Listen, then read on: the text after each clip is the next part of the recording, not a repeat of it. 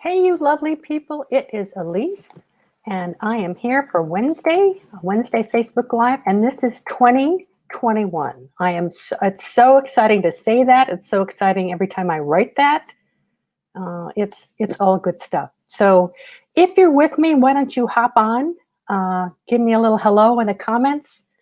Let me know who you are, where you're from. Hey, Hallie, thank you for jumping on. Happy New Year. I know, I'm excited to have 2020 behind us. So there you go.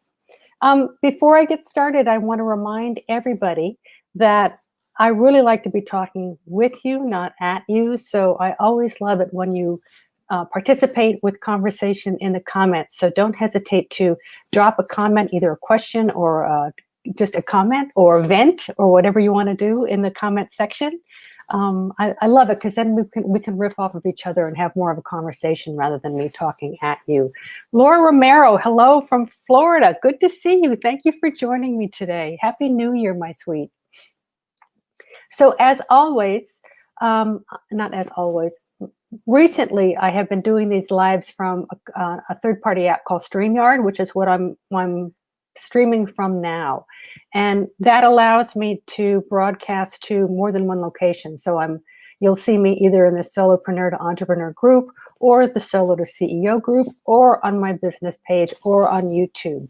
So I like that because it gives me the ability to talk to a wider group of people from one location. So that's great. That's the good news about StreamYard. That one of the challenges with StreamYard is that while I can see your comments while I'm presenting, if you haven't clicked on the StreamYard notification, you just show up in the comments as Facebook user, which doesn't help me. So when you drop in a comment, most of you guys are already doing this, drop in your name, and so I know who I'm talking to. So that's always more fun. Hey, Facebook user, tell me who you are, because as I just finished saying, you're popping up in my comment section without a name. So let me know who you are. I'm so glad that you are here. Happy New Year to all you people. I am, again, so excited. I wrote 2021 on a check yesterday. Who writes checks anymore? But there are 1 or 2 checks that I write a month. And in writing 2021, I was just so excited. It was just exciting. So there you go. So you probably know me, but let me introduce myself to you before we get too far along. I am Elise Tager. I'm a business coach for ambitious female entrepreneurs. I help them to scale and grow and make more impact and work less. And I'm always looking for opportunities to talk to you all about ways that you can expand your mindset, get out of your own way, make sure that you are allowing yourself the opportunity to become the badass female entrepreneur that you know you want to be. So I do that every Wednesday. I'm here every Wednesday at noon, except for holidays. I took a break between Christmas and New Year's, but I'm here every Wednesday, and with tips, with coaching calls, sometimes I do interviews. I try to do an interview once a month where I bring you someone who I think will be of value to you. But I'm here every Wednesday. If you can't join me live, that makes me sad, but people's schedules are what they are. If you can't join me live, the videos they always stay in the Solopreneur to Entrepreneur group forever. Hallie and I haven't figured out how long and when we want to take them down. But so they're there for a replay. You can listen anytime you want to. Same is true, though. If you're watching a replay with me, please drop comments in or questions or what have you. I circle back throughout the next day or two to pick up any questions and continue the conversation. So you're not viewing this in a void. You're talking to me. So we're all together.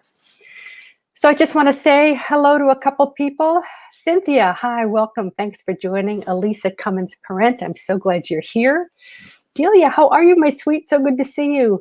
No one will be writing 2020 on a check. We all want that year behind us. I know. It's so exciting to write 2021. All righty. So thank you so much. Let me tell you a little bit about what we're going to be talking about today. So the title of today's Facebook Live is Setting Clear Boundaries for Success in 2021.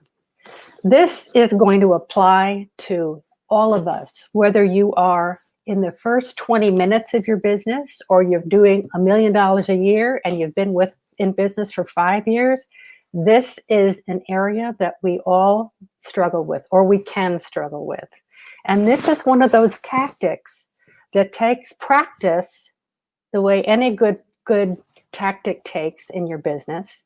And it's like a muscle. You get stronger the more you utilize this. But believe me, the secret to a fabulous year, the secret to your own success is setting boundaries for yourself. And that's what I want to talk about today. So it's probably the strongest tool that you have to create time and financial freedom. It's sort of a less is more. I'm asking you to restrict a whole bunch of areas, and I'll talk about them later. But believe me, this gives you more opportunity to do your best work. So that's why I wanted to focus on boundaries today, just as we're getting launched into 2021. Because we all most of us jump into a new year with new goals and new energy and lots of excitement and, yeehaw. And you can get ahead of yourself. And I want you to get your little radar up about establishing and implementing and honoring boundaries that you need to set for yourself in a variety of areas. So that's what we're going to talk about today.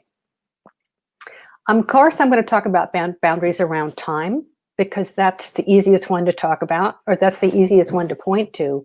But I'm also going to talk about boundaries regarding energy, regarding space, regarding family, regarding clients, and more. So this isn't just about time. It's other stuff as well.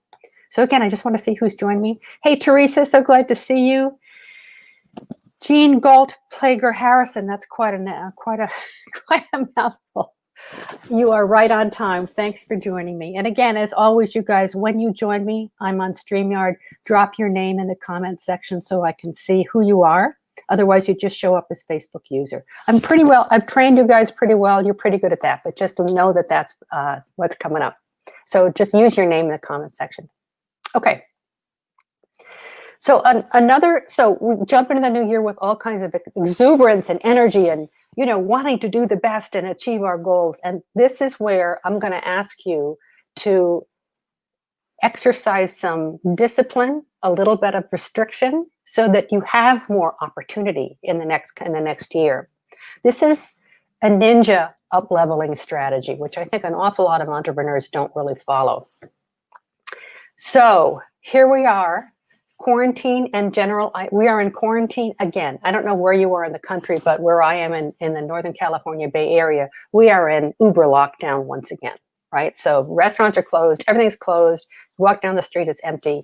And this is not new news, right? We've been doing this now for 9 months.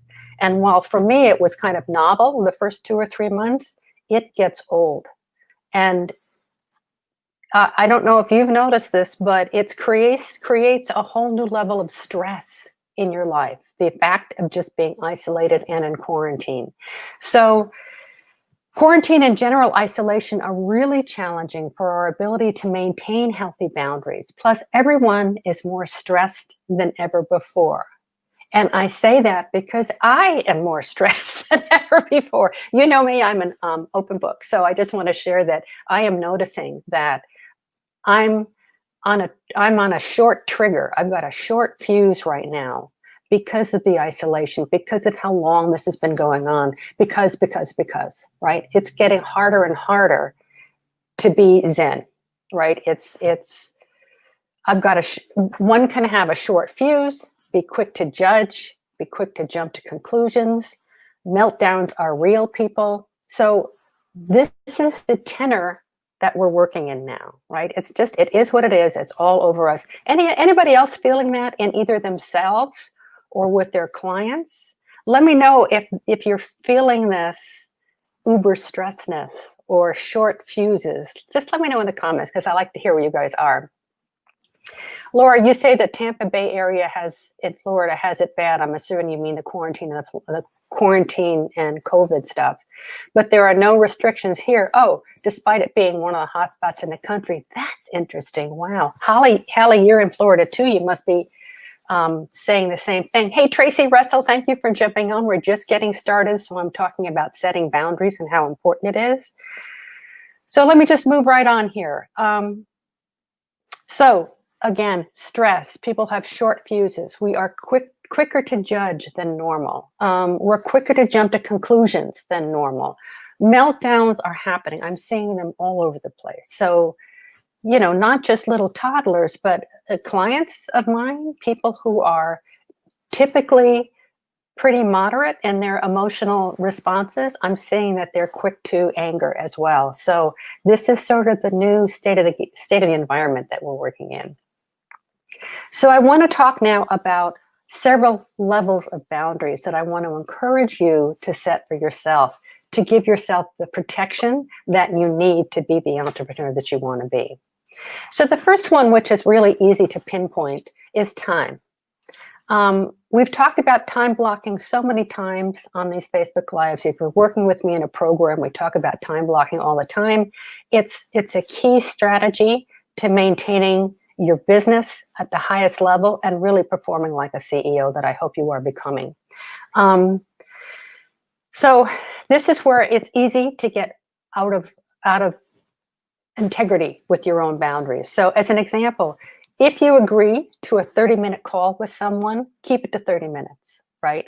There are so many areas where you may have said to yourself or a client or a customer, you know, I have the following hour free. Let's have a conversation around fill in the blank.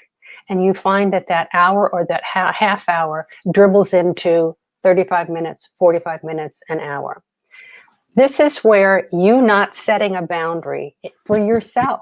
Clearly, 30 minutes means 30 minutes. And letting things ooze over is negatively impacting yourself, because for everything that you say yes to, right? And so saying yes, meaning you're allowing that phone call to dribble on into an hour, means you're not doing something else that you probably should be doing. So you're doing yourself a disfavor if you don't honor that boundary. Another thing that comes up a lot with time boundaries, and this is one I want you to think about. How many times, y'all, has someone said to you, can I just pick your brain about fill in the blank? You know, could we get together for a quick coffee to talk about fill in the blank? Could you have a second? I hate that. Do you have a second? Which turns into, you know, what I really mean is I really want your advice on fill in the blank, and I'm going to take 30 minutes of your time. This kind of stuff comes up all the time, and it's going to come up forever. So you, whether you're a coach or not, no matter what business you're in, people, if you have an expertise, people are going to want to tap into your expertise so that they can glean what they can from what it is that you have to share. You are here to make money from the business and the expertise that you have. And while a certain level of giving it away for free is what you need to do to attract people, you need to stand behind the fact that you are not giving it away for free. And what you need to do, Laura, you say you get that question all the time, and then you end up giving away your time and your talents for free. So let's talk about what you can do instead. So one of the things that happens to me all the time is, can I just pick your brain? And I say, and you want to develop your own script for this, I say, I'd love to talk to you about that. Why don't you set up a call with me? Typically, you know, I can talk for 15 minutes, and here's a link to schedule a call with me. That's all I'll give away for free. And if you want to talk more time, here is a link so we can set up a strategy session. I charge yada yada for those, right? So what I'm telling them is there is a dollar fee attached to picking my brain. And I say it with a smile. I say it, you know, I know what they're doing and they know what they're doing. And I want them to understand that my expertise has value, and there's a dollar amount attached to that. Does that feel okay to people? And you're right, Laura, it's a biggie with friends. And so this is where you want to define your own boundary. And I'll get to this in just a second. How much time do you want to give away for free, right? So I have set up appointments that are only 15 minutes. And if someone wants to pick my brain, I will send them a link to my 15-minute appointment. And what that does is it says to them, got 15 minutes. Not much we can cover in 15 minutes, but I'm here to listen. And honestly, what I'm listening for is, are you a potential coaching client for me? Not am I here to solve your problem, but in that 15 minutes, if I ask the right questions, I can probably ascertain whether or not that person would benefit from using my services. I might throw in one or two nuggets, coaching them on a particular issue that they have. But if they really want specific information from me, they need to set up a coaching call with me. So again, write your own script, feel good about it, be able to deliver it so that you're not uncomfortable. But if people are knocking on your door asking for your time, you need to protect yourself by setting that boundary. Yvonne, thanks for joining us. Laura, you say this is a big one, even around friends. It's harder with friends. And this is where you want to set boundaries around friends, especially, right? That 15 minutes is all you want to give them, right? Unless you decide that you're out for a walk and it's okay to give them more conversation, more coaching because you've made that decision. But be strategic and make sure that you are establishing a boundary that you can stand behind, okay? Can I pick your brain is a big one. Can I take you to coffee is another one, because this is your time, right? So be careful that you're making sure that it counts for you. All right, that's time. So that's an easy one to isolate. So let me talk about a couple of more ones that I get a lot, and I bet you guys do too. I get invitations to speak a lot. And it's usually an invitation to speak for free. And this is where I have to set a boundary that says, this is me saying this, I no longer need that level of exposure for my business to get new clients. So me giving away an hour of my time, and it's never an hour, it's more like 2. Me giving away 2 hours of my time is very costly because I charge X amount an hour. And if I'm going to give it away, I want to make sure that I get a lot in return. So I need to be able to say with a straight face and feeling good about it, I don't really speak for free any longer. If you'd like to talk about the budget that you have for speakers, I'd love to have that conversation, but I don't speak for free anymore. So this is a conversation, this is a script that you want to play for yourself. Maybe you and your business are at the point where you want to get the exposure that speaking does for you and that works for you. And then your answer might be, sure, I'd love to talk. But be aware that you're making a conscious decision whether you do or do not want to give away your time, because your time is money and you want to be sure where you're spending it. If you're being asked to speak, always, and this is a whole other conversation, but if you're being asked to speak, make sure you're getting something in return. If it's not money, make sure you're getting the exposure, make sure that they have some way to sign up for your email list or come to your group, somewhere where you can follow up with the people that you are speaking to, so there's something in it for you. Go in the door negotiating for that if you're not going to get paid. So again, create your own boundary around this one, make sure you can say it easily and not feel bad about it, and then maintain that boundary. So that makes sense for time. Everybody with me? Okay, I'll just move on because that's easy, right? The time aspect is easy. The stuff I want to talk about next is harder to identify and to see yourself doing. So let me just press on here. I'm going to talk about boundaries with your energy, and this is subtle.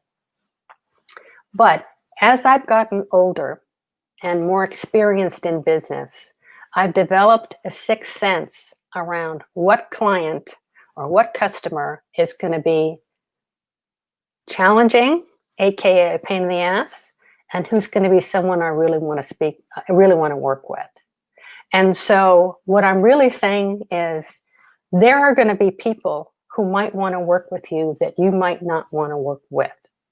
And you have to decide how much. Every time you're working with someone, whether you're selling them a product or you're selling them your time, you are giving up your energy. And in coaching, I can tell you it's a big give, because coaching takes a lot of energy. And so you want to be crystal clear about who and the type of person that you want to be working with. You're in charge here, right? You decide who you want to be working with.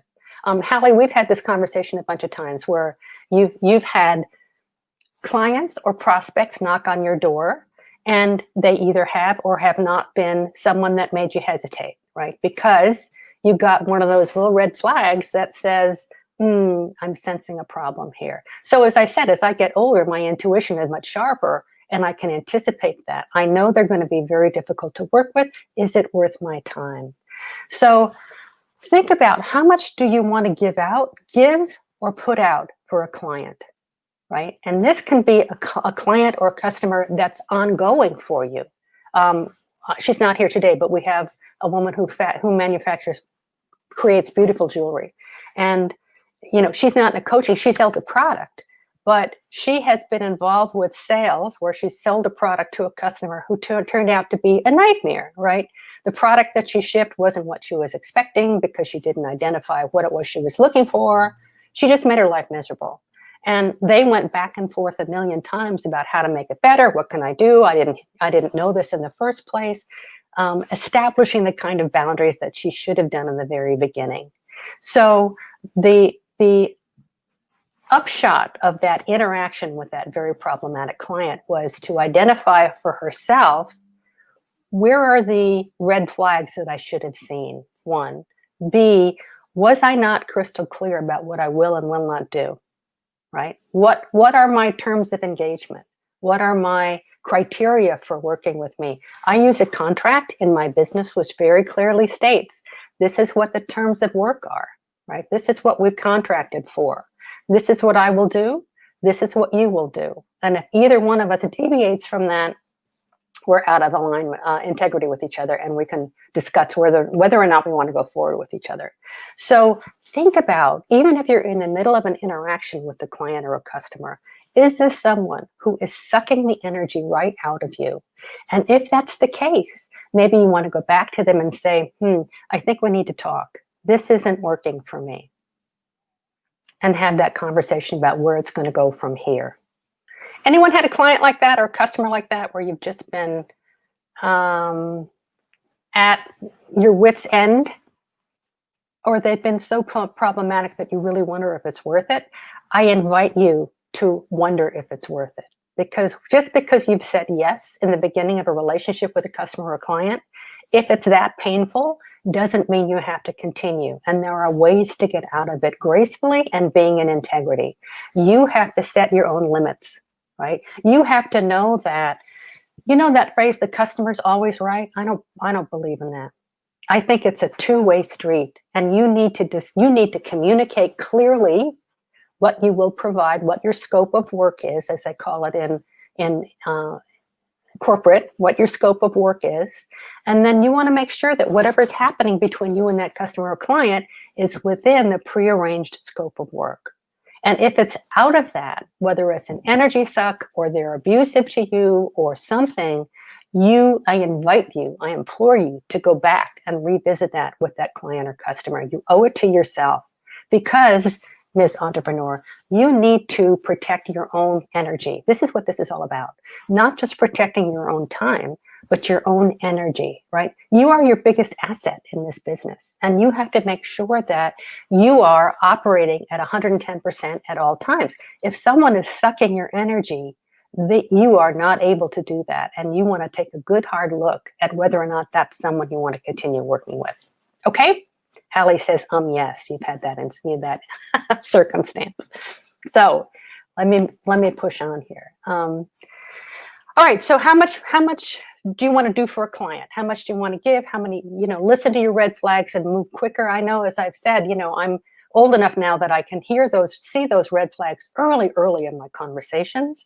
And I trust my intuition now more than ever. And if there's any hint that this is going to be problematic, I probably will back away, because it never gets better from there, is what I've learned in my business and the way I do business. So I listen to those red flags early.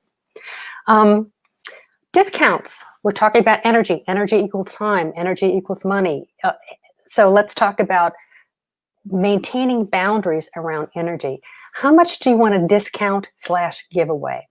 So someone here was talking about working with friends and family.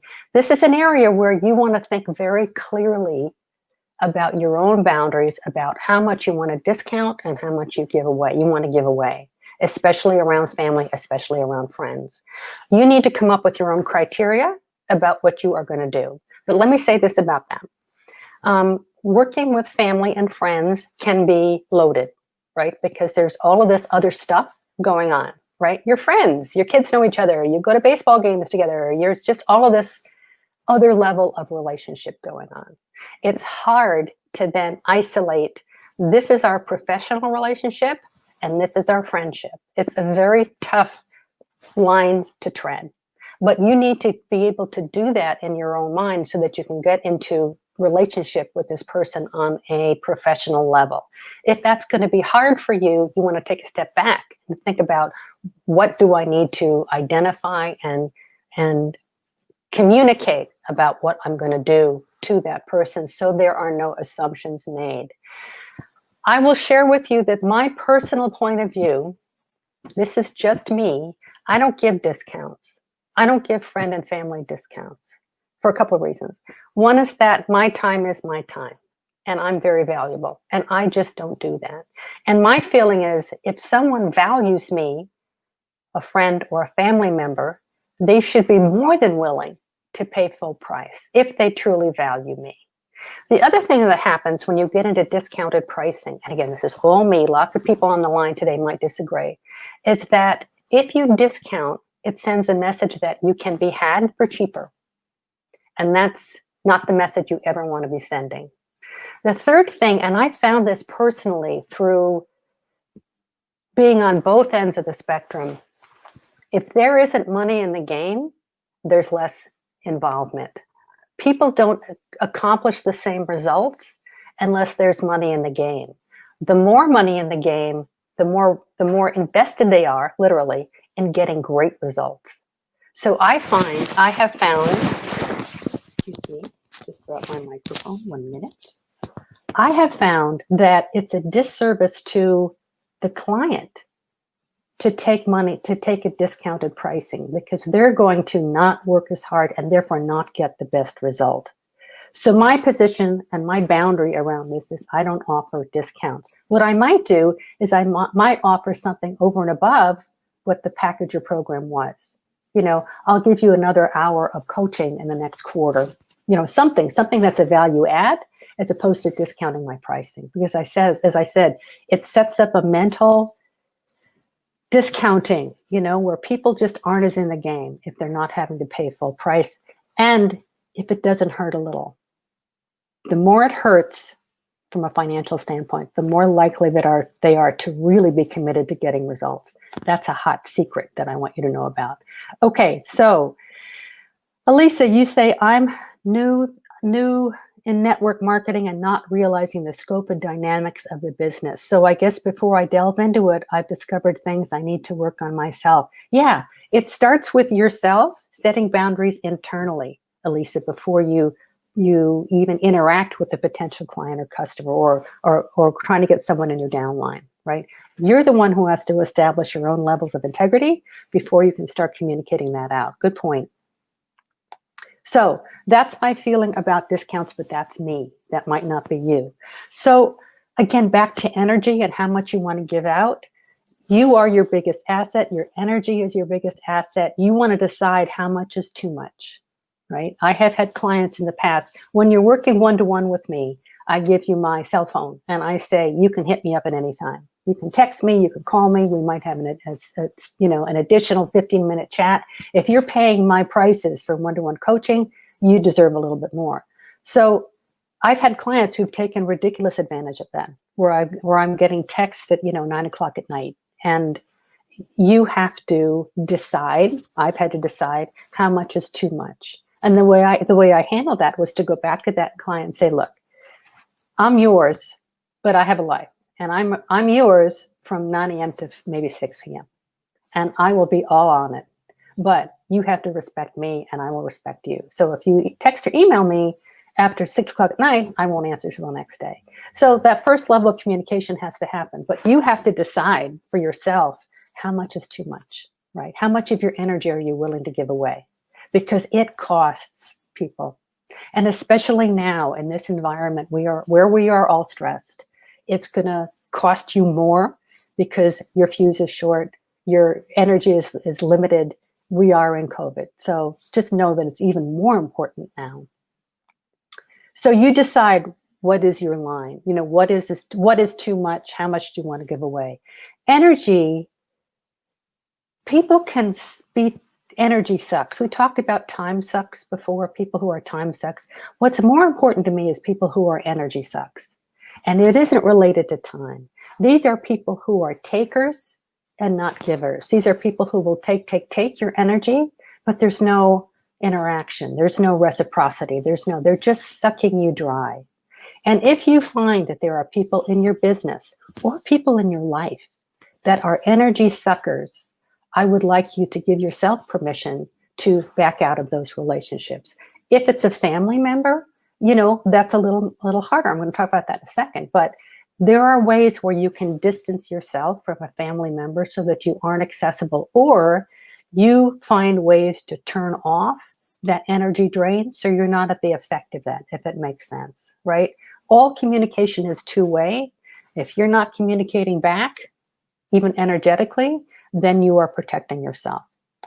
Am I making sense here? Tracy, absolutely. Yeah, it takes tough skin to stand your ground with friends and relatives, but in the end, they'll respect you for it. Tracy, that's what I've discovered, is that the people who really want to work with you will respect you. And if you're out front with family, friends, and say, this is my position, and you explain why, as I just did, about, if you don't charge, you don't get the same results. So I'm really looking out for you. This has to be, it does you well to explain this out front. And again, you're operating out of integrity, and they should respect you for that. If they don't, what does that tell you about them, right? So that's how I would think that through, Tracy. All right, we talked about energy. Energy sucks are probably the most dangerous because sometimes they're the hardest to see. Time is easy to see, right? If someone's taking your time, that's easy to see. But if someone's robbing you of energy, please know that's even more important than time. So you want to set boundaries around that. Okay, let's talk about family and friends. Most of us are in quarantine. Again, you Florida people, I don't know what you're doing, but many of us are in quarantine. And maybe we're spending a whole lot more time with family than we have in the past. Hallie, you tell wonderful stories about your daughter and how she gets underfoot and you get in her way and yada, yada. We're all suffering from some of that. So some of what has to happen there is that you have to be more communicative and open to finding balance with family, especially now. And so there might be assumptions about how accessible you are. Are you available 24/7? Is your door always open? I've always worked from home, and when my kids were itty bitty, they knew when mom's door was closed, she was not available, right? Unless it was an emergency. And I trained them really young to know what the difference was.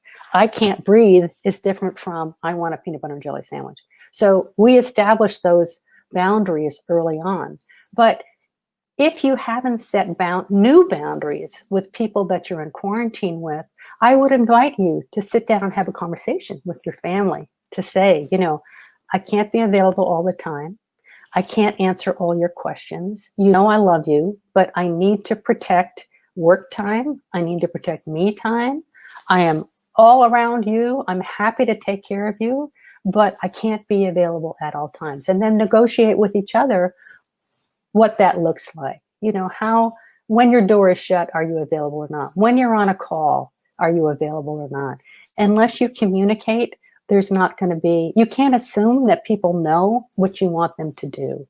Unless you've revisited this within quarantine, previous assumptions about availability to your family might not work now. So I just want you to get your radar up around setting new boundaries around being with your family during this most unusual time. So, family and friends. Anybody having problems with family and friends?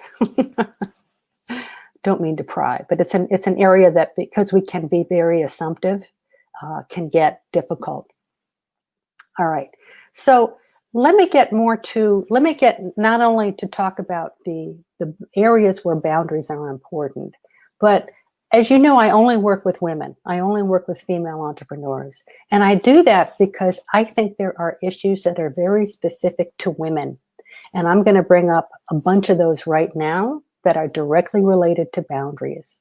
So we women, for the most part, and this is subliminal, this has been stuff that's been ingrained in us. We are trained to be the good girl, right? We're trained to want to please. That's just how we pop out of the womb, I think. And so this is counter to the necessity to create boundaries. So if you're someone who needs to please or needs to be the good girl, your default is to say yes, and your default is to not establish a boundary.